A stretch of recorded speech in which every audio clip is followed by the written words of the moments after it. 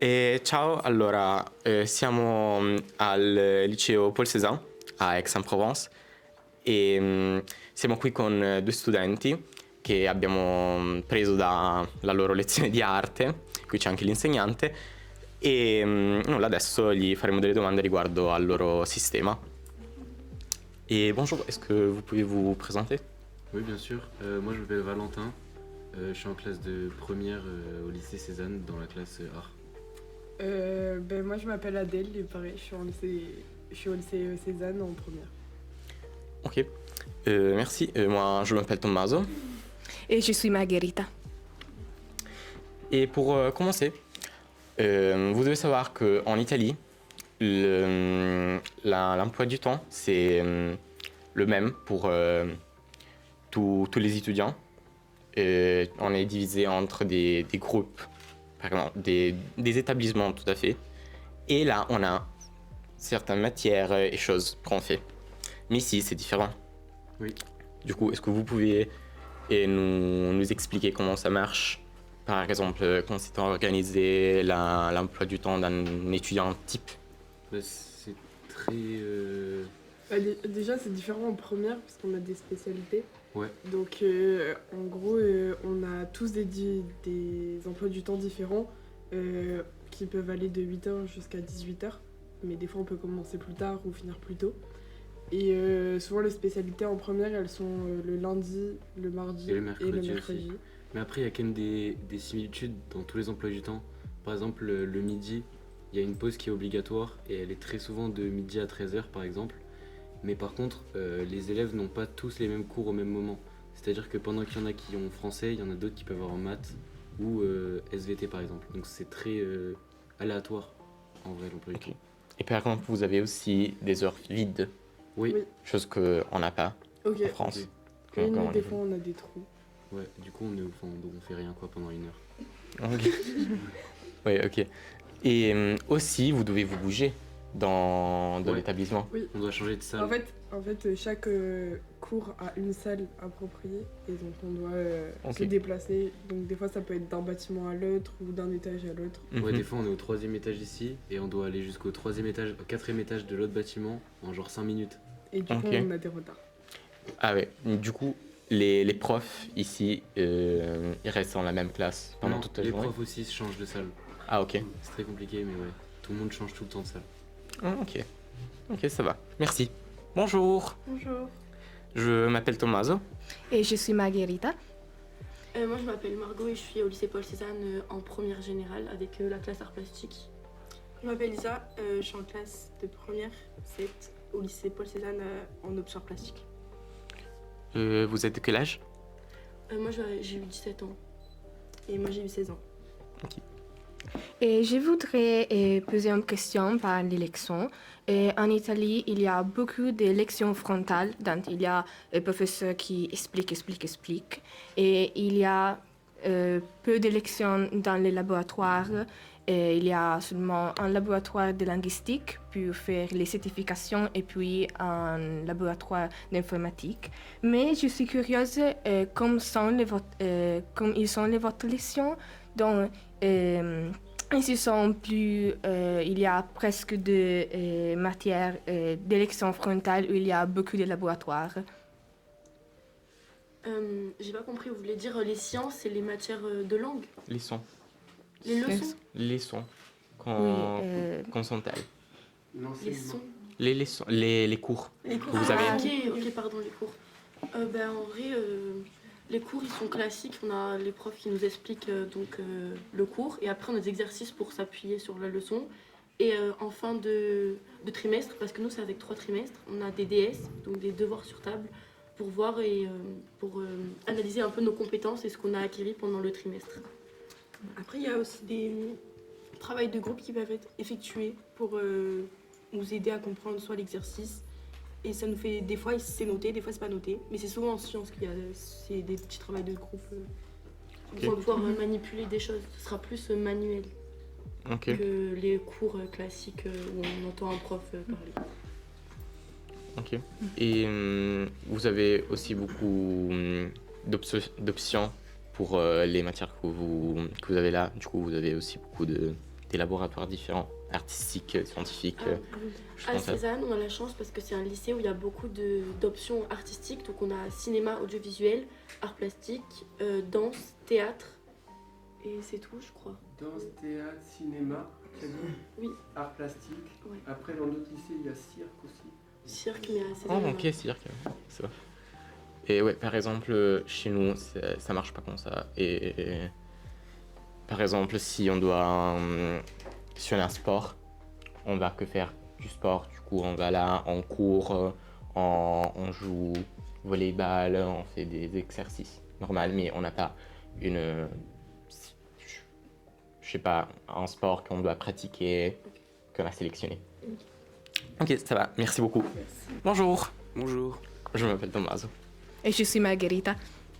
moi je suis Phileas, je suis en première du coup au lycée Cézanne, dans l'aspect plutôt artistique et littéraire. Moi c'est Ulysse Domas et je suis aussi au lycée Cézanne et je suis en première 6 et dans une spécialité art plastique. Vous avez quel âge? J'ai 16 ans. J'ai aussi 16 ans. Et du coup, on sait que en France, vous avez la possibilité de choisir des matières que vous allez faire pendant l'année. Et du coup, comment ça marche? Parce qu'en Italie, on n'a pas ça, c'est différent. Et ça fonctionne comment? À la fin de la seconde, c'est-à-dire quand on a à peu près 15 ans, on est proposé plein d'options de matières qu'on va pouvoir prendre pour l'année de première. Et du coup, pendant cette année, on va avoir nos 3 options qui vont constituer chacune 4 heures, plus le trou commun qui sont les matières qui restent et que tout le monde a en commun. Après, pour l'année d'après, en terminale, on enlève une de nos 3 spécialités pour en garder que 2. Et ces deux spécialités vont durer 6 heures pendant toute la semaine.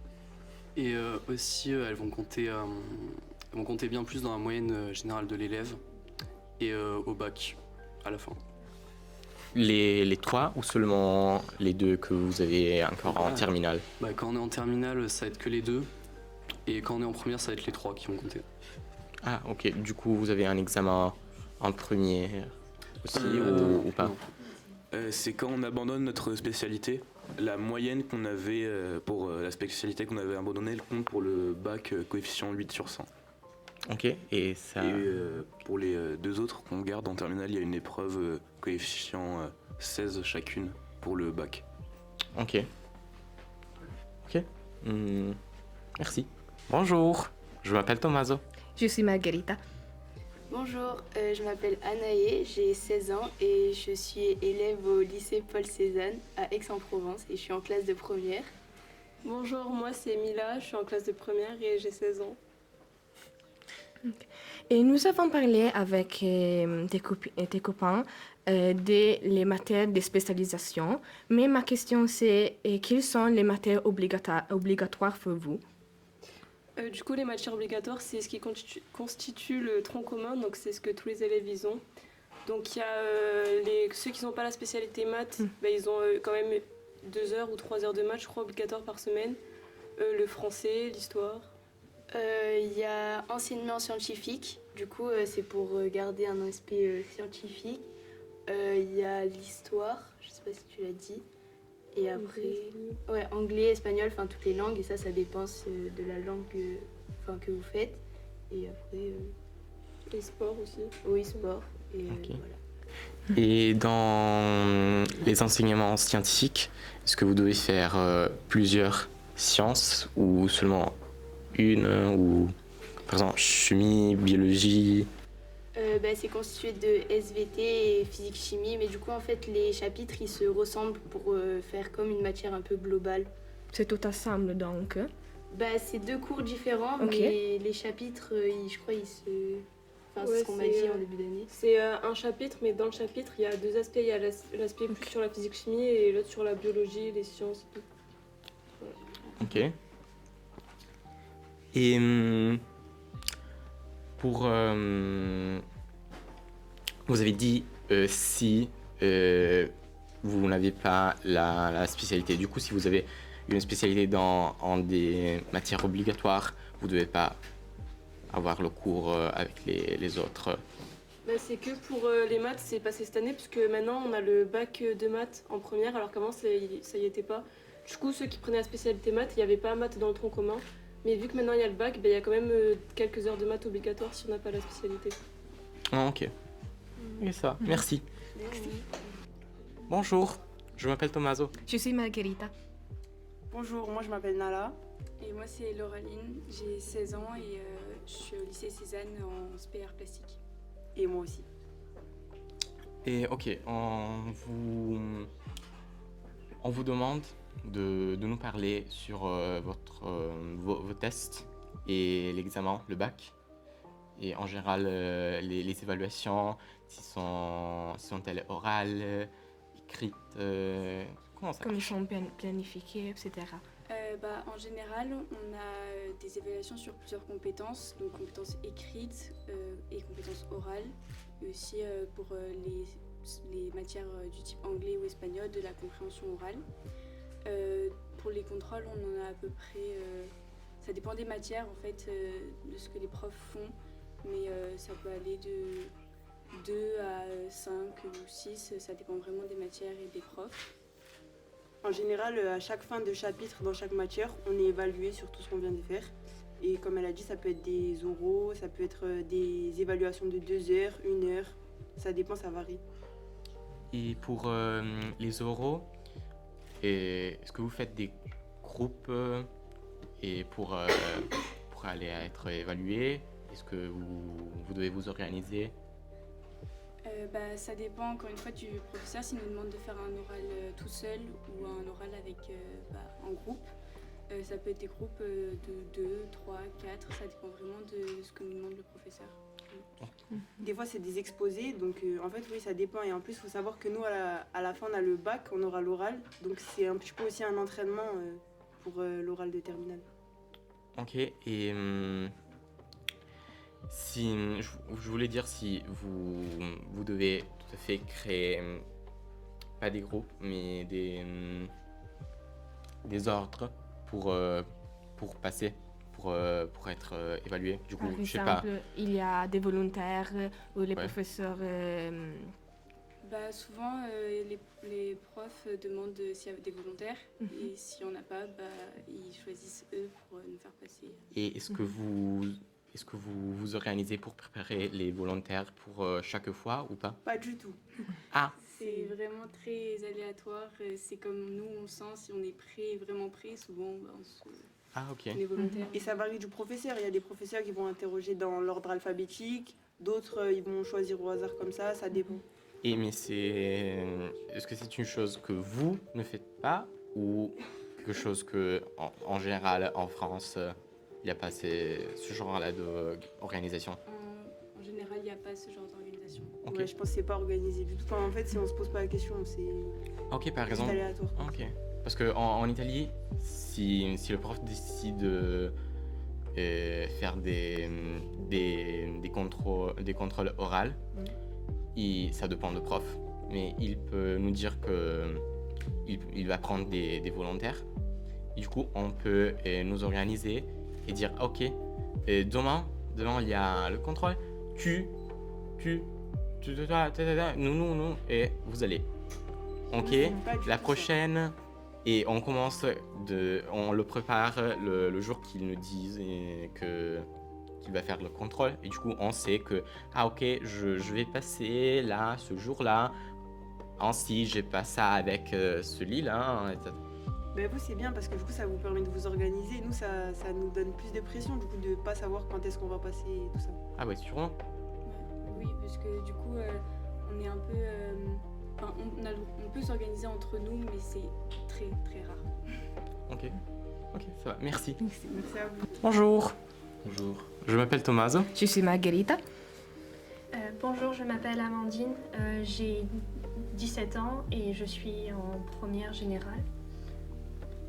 Bonjour, je m'appelle Valentin, j'ai 15 ans et je suis en lycée général à Paul Cézanne. je pose ma question. Est-ce que vous considérez votre école stressante parce que, par exemple, l'italien déteste l'école parce qu'il a beaucoup de pression. Et je voudrais écouter votre opinion. Pour moi, c'est surtout l'atmosphère dans laquelle on travaille ou notre famille. Par exemple, moi, je suis stressée de l'école, notamment au niveau des notes qu'on reçoit au niveau des contrôles, parce que c'est ma mère qui me dit il faut que tu aies des bonnes notes pour avoir un bon avenir. Donc c'est ça qui me stresse. Ok. Ouais, moi je pense que c'est à peu près pareil. En soi, l'école, c'est pas stressant. Après, ça dépend des gens parce qu'il y en a qui ont vraiment beaucoup de pression vis-à-vis, par exemple, de certains profs ou de certains élèves aussi. Mais c'est vrai que dans mon cas personnel, c'est plutôt le stress vient plutôt de mes parents que de l'école en soi. Voilà. Ok, du coup, c'est la pression que les autres dehors vous disent. Après, ici, on stresse aussi quand on passe à l'oral devant toute la classe. Souvent, enfin, moi, c'est ce que j'ai compris, c'est qu'on a tous ce stress-là de passer devant les autres et du coup, qu'ils retiennent une image de nous qu'on n'a pas forcément envie de donner et qu'ils la gardent en tête et qu'on soit mal vu par la suite. Ok, du coup, tu fais une erreur, par exemple, et ils ont l'opinion de... C'est ça. Oui, et donc souvent, en tant qu'élève, on stresse aussi pour ça. C'est l'opinion qu'on répand. Oui, l'opinion des autres. La peur d'être moqué. C'est ça. Oui, aussi, on a ça en presque Italie comme aussi, l'Italie. évidemment. Ouais, c'est vrai que la peur d'être moqué, elle est quand même très présente parce que on est assez jeune et du coup, il y a plein de gens qui manquent peut-être d'une certaine maturité et qui vont pas voir le mal à se moquer alors qu'en fait, ça peut avoir des répercussions graves. Oui, il y a des gens qui sont pas assez mûrs. Ok. Bon, ok. Ça va. Merci. Merci.